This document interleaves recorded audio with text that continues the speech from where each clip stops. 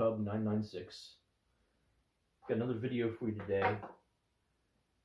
This is for the Taurus CT9 G2 Carbine in 9mm. My understanding is this gun is not imported in the U.S. any longer, and there's more and better offerings available. But at the tail end of the assault weapons ban, this was offered by Taurus and imported. Of course, it has all the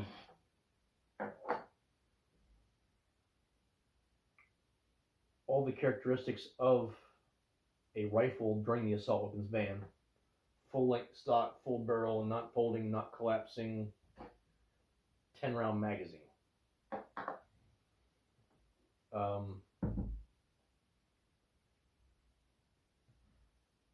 The magazines we cannot get stateside anymore. They're no longer in production. They're proprietary to the gun. However, they're loosely based on the Colt 9mm SMG magazines for the AR platform. They take basically a 20-round magazine and they stamp 2 dimples into it so the filer would only go to the 10-round mark. One of the things you can do, and what I've done to this one, is to cut the slots out where it's machined at. I'm going to clean that up a little bit better later. This was just for testing, and by cutting these out, it increases the magazine capacity to about 17 rounds. Now, at 17 rounds, it's very stiff inserting on a closed bolt and causes some reliability issues feeding with a closed bolt. From an open bolt, inserting the magazine is breeze, everything works flawlessly.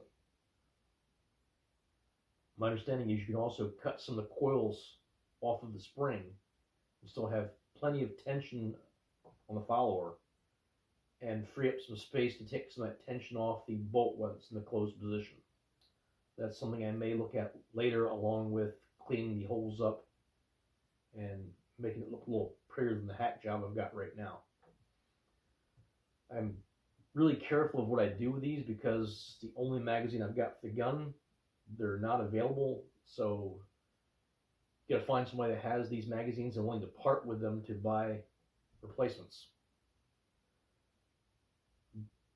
Taurus does still produce a variant of the rifle for police and military use in South America. I think slightly shorter barrel, select fire. They have a either folding or collapsible stock for it. And their magazines, my understanding is they're almost identical, but they're in 32 round capacity for 9mm. And I forget, they also make a variant in 40 S&W. I'm not sure what the round count of those magazines are, but for the 9mm, they're 32 rounds. So I've scoured the internet trying to find a source for magazines, and because the gun's out of production, there's not a high volume of interest. It's almost impossible stateside.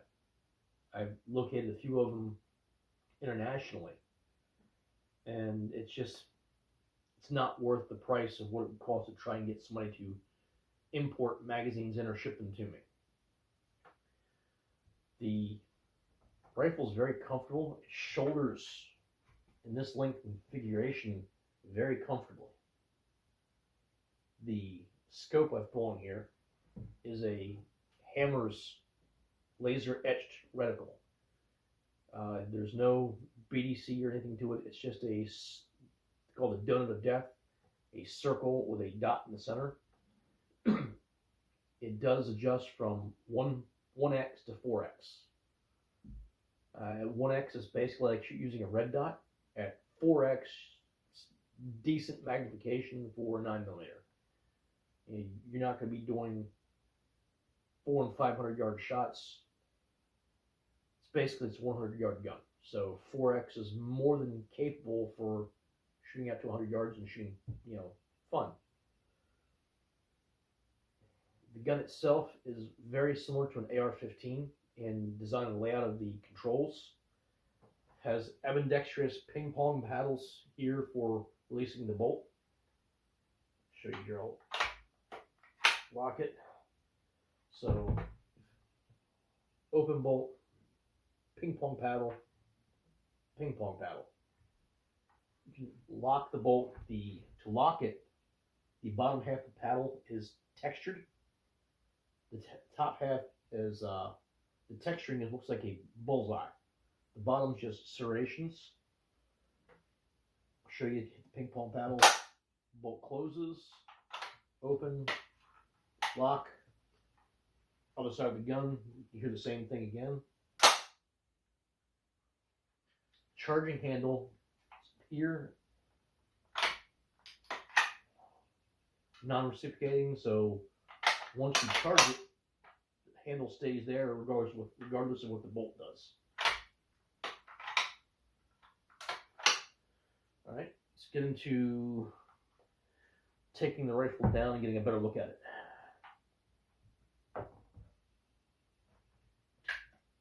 There's a sling loop that holds the front handguard on. And why, what the reason was, I don't know. But as the world's smallest cotter pin to capture the nut on the end of that shaft. It is not fun to get out, and I'm quite sure it's just begging to lose. If you try and do this in the field or someplace where that little guy can fall out of your hand into the grass or someplace and just be gone forever. In hindsight, I'm sure there's a better method of doing this than using a captured nut with a cotter pin. Just that reason. Okay.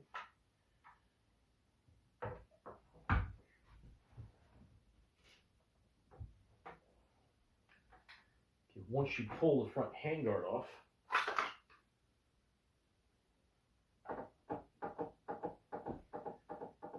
the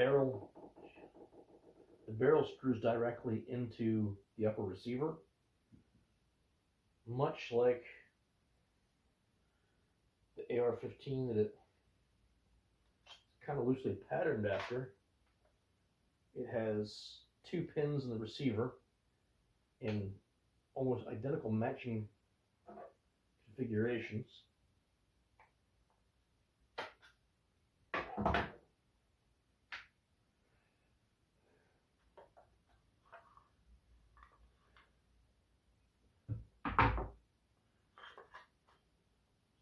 Bolt. The back is just an aluminum channel that the Picatinny rail is attached to that runs the full length of the top. The barrel and I guess the chamber is basically bolted into this upper top channel. And then the entire lower is polymer with metal reinforcements where they're needed. There's I guess it's their aluminum or steel side plate that runs across the top. The safety, the hammer and sear look literally identical to a trigger group out of an AR-15. I'm sure dimensionally there's some differences, but it's an AR-15 fire control group and safety selector. Now, the safety, it's not quite 90 degrees, but more than 45. And you can see the dual ping pong paddles, the bolt release.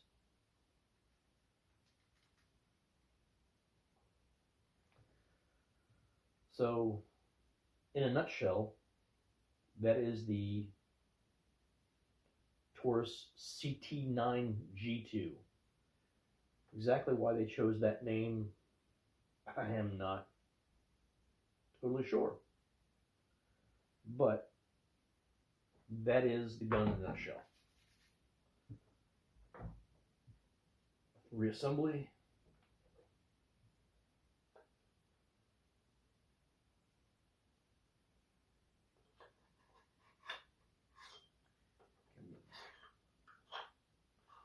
There are two rails inside.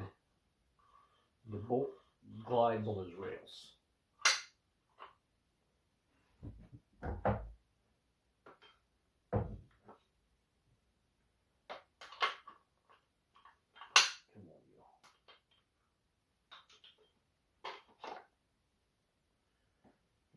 Just like basically assembling a AR,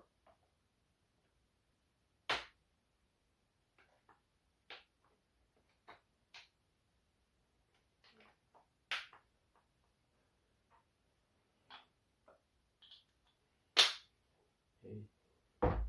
Pins are back in here and here, just like an AR. The handguard, the upper handguard has this extruded rail. Slides just inside of this handguard. Once you get that in place,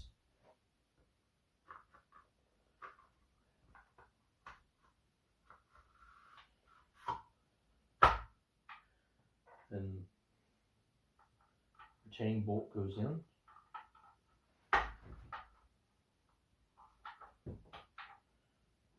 I will say it's nowhere near as easy a task as what it is the AR-15. Sure, if I was to do this more often, I'd probably get better at it. I don't shoot this thing a lot, so I don't see myself ever having to take it apart a lot to really work on that. I would not want to have to do this out in the field or in poor lighting, because this little itty bitty cotter pin has the world's smallest hole that it feeds through to hold the nut in place.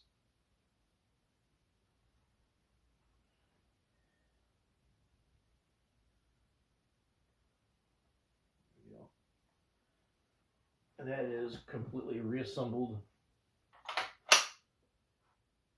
and ready to shoot. Another thing I don't like, it takes some getting used to. It's picking the magazine up, especially in the dark. Without bullets in the gun, it's kind of hard in the magazine. It's somewhat hard to decipher which direction the magazine should be facing. It's not really clear until you start looking for the detent that goes in the back, the latch.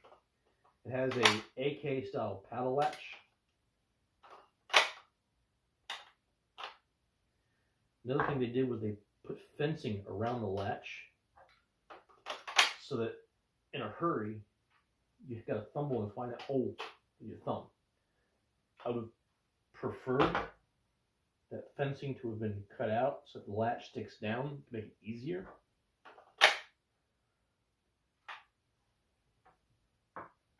Maybe it's just me, maybe being a stickler, but I don't want to have to fumble around and find something while I'm trying to reload a gun, especially under stress or pressure. All these things being said, it's still a cool gun. It's rather neat. It's fun to shoot. It's very accurate.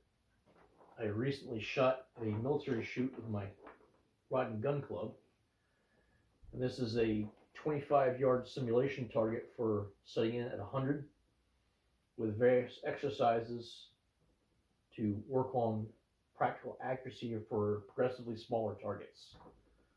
And sure, as you can see from this, the gun did very respectable. The gun does better than I do. I'm not a great shooter. I'm good at best. Still, the gun offered very reasonable performance given some of the shortcomings in design. And it aims and shoots flawlessly. So the problems I have with the gun are basically just wanting perfection and being irritated it's not there. But the gun shoots very, very well. I have no complaints with it. When I bought it, at the time I did not own anything in 9mm. And I'm progressing away from 40 Smith & Wesson to 9mm. So this was my first thing. It's like, hey, it's kind of neat. It's an attention getter. You can't look at it when you see it. You want to know more about it. So I made it mine. I have not regretted it for a minute. It's a very fun little carbine. It's very capable, despite some of my annoyances. So there you have it. The Taurus CT9 G2 Carbine. Thanks for watching.